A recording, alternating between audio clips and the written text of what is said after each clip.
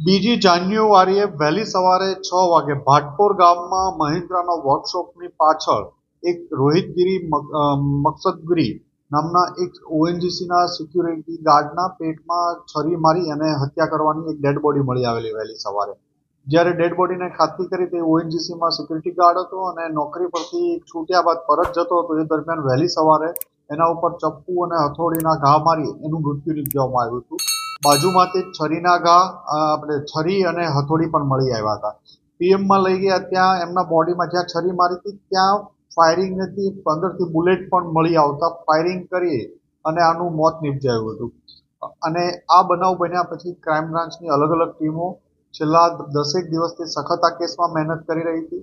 એમાં police inspector RI Jadeja અને PI Jain ગોસ્વામીની ટીમને માહિતી મળતા એ બંને પીઆઈ તથા એમના 2 પીએસઆઈ ભાટી, પીએસઆઈ દેસાણી અને બીજા 6 માણસોની ટીમ 10 માણસોની ટીમ છેલ્લા 8 દિવસથી મહારાષ્ટ્ર, ઉત્તર પ્રદેશ અને છેલ્લે બિહારના સિવાન જિલ્લામાંથી પરમ દિવસે મોડી રાત્રે એક ઓપરેશન હાથ ધરી વિક્રાંત રામબાબુસિંહ રાજપૂત અને એનો નાનો ભાઈ સિદ્ધાર્થ રામબાબુસિંહ રાજપૂત નાઓની ધરપકડ કરી ત્યાંથી ટ્રાન્ઝિટ રિમાન્ડ લઈ અને અહીંયા 4 દિવસના રિમાન્ડ લઈને લાવવામાં આવ્યા છે.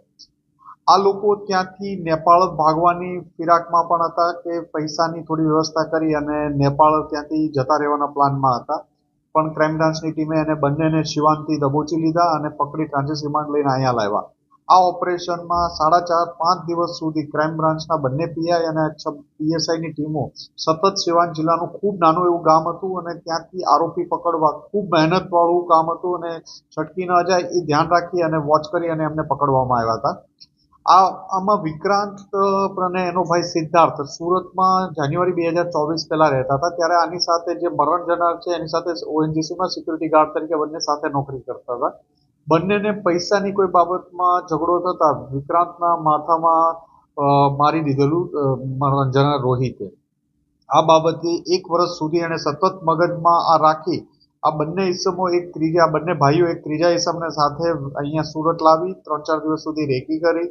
અહીંથી એક બાઇકની ચોરી કરી અને બાઇકની ચોરી કર્યા બાદ અને ચપ્પુ અને ફાયરિંગ કરી નિપજાવી દીધો. પહેલા ગોળી પેટમાં મારી, પછી પિસ્તલ લોડ ન થઈ ફરીથી તો એને ચપ્પુથી એટલો ગુસ્સો એના ઉપર હતો કે અશક્ય ચપ્પુના ઘા મારી એનું મોત નિપજાયું હતું. આ બંનેને પકડી આગળની કાર્યવાહી માટે ઈચ્છાપુર પોલીસ સ્ટેશને સોંપવાની તજવીજ ચાલુ કરી.